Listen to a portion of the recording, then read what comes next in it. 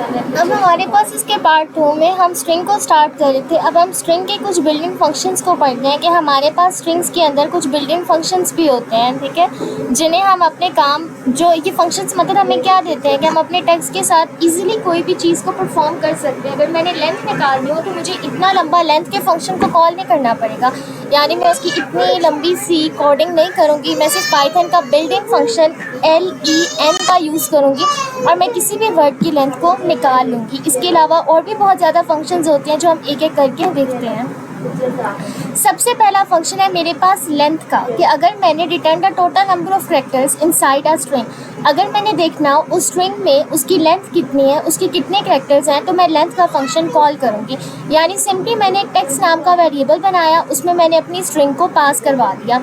अगर मैं चाहती हूँ कि मुझे इस स्ट्रिंग की लेंथ बता दो तो मैं क्या करूँगी, उस टेक्स्ट को साथ कॉल कर दूँगी लेंथ नाम के फंक्शन में। बेसिकली ये मैंने उसका पैरामीटर पास किया है कि लेंथ के फंक्शन में जब मैंने टेक्स्ट को पास किया तो वो मुझे उसकी लेंथ बताकर दे देगा। आपने बाकी प्रोग्रामिंग लैंग्वेजेस में भी देखा होगा कि हमने अगर लेंथ निकालना तो हम क्या करते हैं, हम सिंपल इस लेंथ नाम के फंक्शन को कॉल करते हैं और वो निकाल देते हैं। ये इस लेंथ नाम के फंक्शन की सारी डेवलपर्स ने कोडिंग की हुई है, हमें इतनी लंबी निकालने की ज़रूरत नहीं पड़ती। ये सारी वो स्ट्रिंग की है, जॉइन की है, ये सारे उन्होंने वो सारी डेफिनेशंस लिखी हुई है, किस तरह होता है, पार्टीशंस होते हैं। हम क्या करते हैं, रिप्लेस करना हो, मैं सिंपल इस वर्ड को कॉल कर रही हूँ, मुझे बैकएंड में उसकी इतनी लंबी सी ये जो कोडिंग है ये करने की ज़रूरत नहीं पड़ती। ये बिल्डिंग फंक्शंस का हमारे पास फ़ायदा होता है।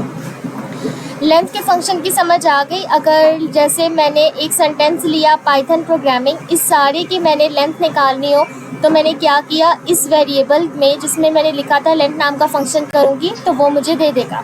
ये याद रखना है, notice that spaces are also counted. जब ये उसकी लेंथ निकालेगा तो ये जो बीच में स्पेस है, ये जो आपको पाइथन और प्रोग्रामिंग के बीच में स्पेस नज़र आ रही है, वो इसे भी काउंट करेगा, ठीक है। वो क्या करेगा, इसकी लेंथ को भी निकाल कर हमें दिखा देगा। अगर मैं अब इसे भी रन करके देखूं,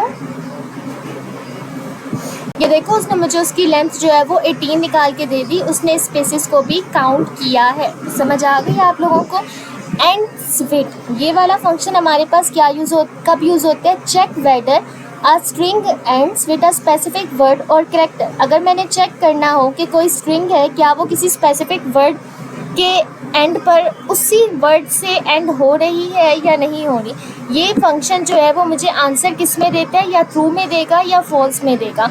लेट्स से मैंने नाम लिखा है हैरी और मैं सिर्फ देखना चाह रही हूँ क्या वो RRY में एंड हो रहा है, तो ये देखो एंड हो रहा है ना, तो ये मुझे आंसर में क्या दे देगा, ट्रू। मैंने चेक किया क्या वो RY से एंड हो रहा है, तो उसने मुझे आंसर क्या दे दिया, फॉल्स। मैंने यहाँ पर लिखा है एच कैपिटल और उसके बाद ARRY लिखा हुआ है, और यहाँ पे मेरे पास आंसर क्या था, एच स्मॉल और ARRY। ये दोनों आपस में बराबर नहीं है ना, क्योंकि वो इससे एंड नहीं हो रहा, तो उसने मुझे आंसर क्या दे दिया, फॉल्स। ज़्यादातर बेसिकली ये फाइल्स में यूज़ होता है। लाइक अगर मैंने देखना हो कि मैंने कोई टेक्स्ट फाइल निकालनी है, ये देखो यहाँ पर मैं लिखती हूँ, मेरी फाइल का नाम है फाइल और फाइल की एक्सटेंशन है .txt, और मैं सिर्फ देखना चाहती हूँ कि मेरे पास वो फाइल .txt से एंड हो रही है या नहीं हो रही, तो वो मुझे उसका जवाब दे देगा ट्रू। अगर यहाँ पर मैं स्मॉल लिख देती कि इस स्मॉल एक्सटेंशन से हो रही है या नहीं हो रही, तो उसने मुझे क्या रिटर्न कर दिया, false. Basically endswith function का कहाँ यूज़ होता है, इस तरह की कि मेरा कोई स्ट्रिंग लिखा हुआ है तो वो स्पेसिफिक वर्ड से एंड हो रहा है या नहीं हो रहा। काउंट फंक्शन हमारे पास क्यों यूज़ होता है, counts how many times a character or word appear inside a string. जब मैंने देखना हो कि उस स्ट्रिंग के अंदर वो स्पेसिफिक कैरेक्टर्स जो है वो कितनी मर्तबा हमारे पास अपीयर हो रहा है, तो उसके लिए हम कौन सा फंक्शन यूज़ करेंगे, काउंट का फंक्शन यूज़ करेंगे। लेट्स से मैंने लिखा है हैरी और अब मैं देख रही हूँ word.count। ये आपने याद रखना है कि इस फंक्शन को हम सारे फंक्शंस को किसके साथ यूज़ कर रहे हैं, लेंथ का फंक्शन ऐसे यूज़ कर रहे हैं, लेकिन मैं इन वेरिएबल्स के साथ यूज़ करूँगी कि नेम, क्या वो नेम एंड हो रहा है। इससे आपने खाली ये चीज़ नहीं लिखनी है, आपने उस वेरिएबल का नाम भी लिखना है, क्या वो वेरिएबल का नाम इस चीज़ से एंड हो रहा है या नहीं। इसी तरह मैं लिख रही हूँ, ये जो मेरा वर्ड है .count, इसमें से काउंट करो R को कि इस वर्ड में R कितनी मरतबा आ रहा है, तो वो आपको काउंट करके बता देगा कि इस वर्ड में R 2 मरतबा आ रहा है, ठीक है। समझ आ गई? सेंटेंस में मैंने इतना लंबा सेंटेंस लिखा है, Python is easy, Python is powerful.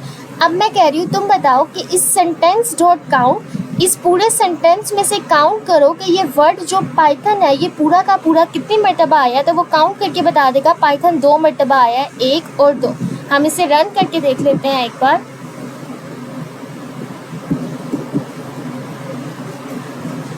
ये देखो उसने मुझे बता दिया कि पाइथन हमारे पास 2 मरतबा आया है। आपको समझ आई? ये उसने मुझे बता दिया कि पाइथन हमारे पास 2 मरतबा आया है।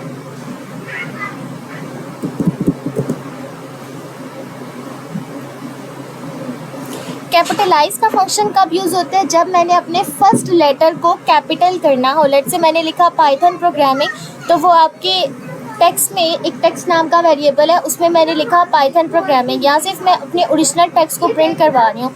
अब मैंने एक न्यू वेरिएबल बनाया है न्यू टेक्स्ट के नाम से, और अब मैं कह रही हूँ इसमें क्या स्टोर करवाओ, इस टेक्स्ट नाम डॉट कैपिटलाइज। तो वो आपको क्या करेगा, पहला वर्ड जो है वो उसे कैपिटल करके शो करवा देगा। हम इसे रन करके देख लेते हैं।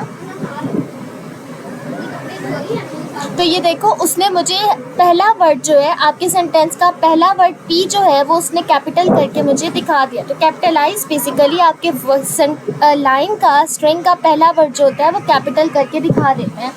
अब हमारे पास नेक्स्ट है फाइंड फंक्शन। ये फाइंड फंक्शन हमारे पास हेल्प करता है return the index of the first occurrence of the word of a character.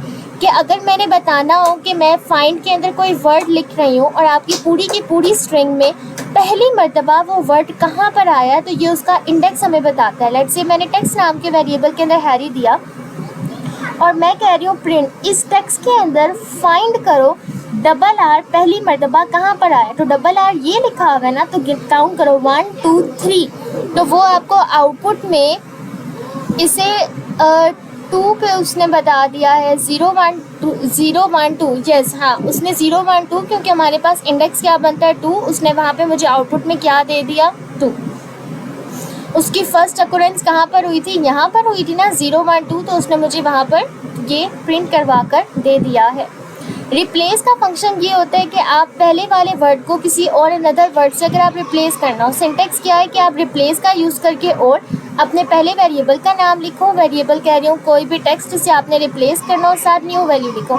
Let's say मेरे पास टेक्स्ट में है हैरी और मैं कह रही हूँ न्यू टेक्स्ट में मैंने लिखा है टेक्स्ट डॉट रिप्लेस कर दो, इस आर को एल से रिप्लेस कर दो। ठीक है, तो वो अगर इसको भी हम देख लें तो वो क्या परफॉर्म करेगा।